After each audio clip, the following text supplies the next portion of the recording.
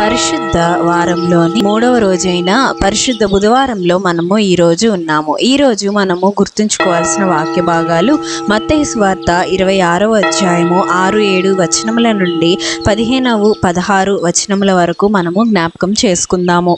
ఈ రోజుని గూఢాచారి బుధవారం అని కూడా అంటారు. ఎందుకంటే 12 మందిలో ఒకడైన యూదా ఇస్కరియోతు 12 మందిలో ఒక గూఢాచారి వలె ఉండి ప్రధాన యాజకులకు యేసును అప్పగించడానికి పూనుకున్నాడు.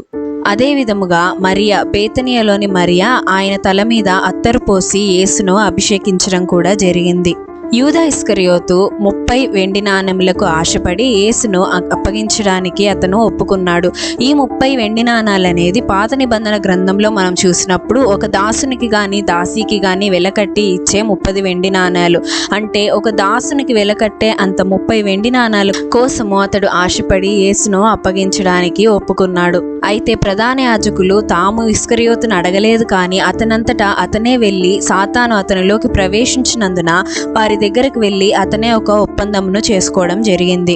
మరియా ఎంతో ఖరీదైన అచ్చ జటామాంసి అత్తరును తీసుకువచ్చి యేసు తల మీద అభిషేకించినప్పుడు యూదా ఇస్కరియోతు, ఎందుకు ఇంత వెల కలిగిన దాన్ని ఇక్కడ పాడు చేస్తున్నావు? దీన్ని అమ్మి బీదలకు ఇవ్వచ్చు కదా, ఇది ఒక సంవత్సరానికి తగినంత జీతము కదా అని అతను అన్నాడు. అయితే యేసు అన్నాడు, బీదలు ఎల్లప్పుడూ కూడా మీతో ఉంటారు, కానీ నేను ఎల్లప్పుడూ మీతో ఉండను కదా, ఈమె నా భూస్థాపనకి నన్ను సిద్ధం చేస్తూ ఉంది అని ఆయన అన్నాడు.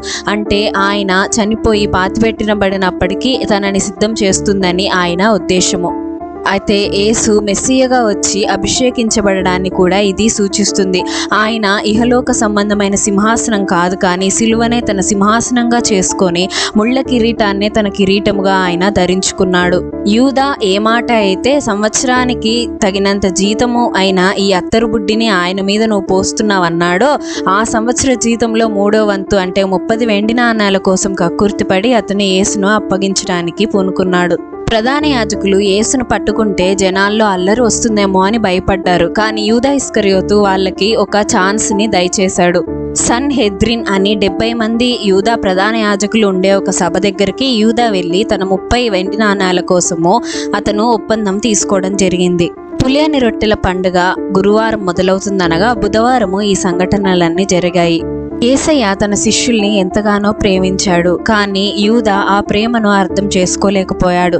సాతాను తనలో ప్రవేశించడానికి అతను అవకాశాన్ని కల్పించాడు, కానీ తరువాత కూడా అతను మారు మనస్సు పొందకుండా ఉరివేసుకొని చనిపోయాడని మనందరికీ తెలుసు.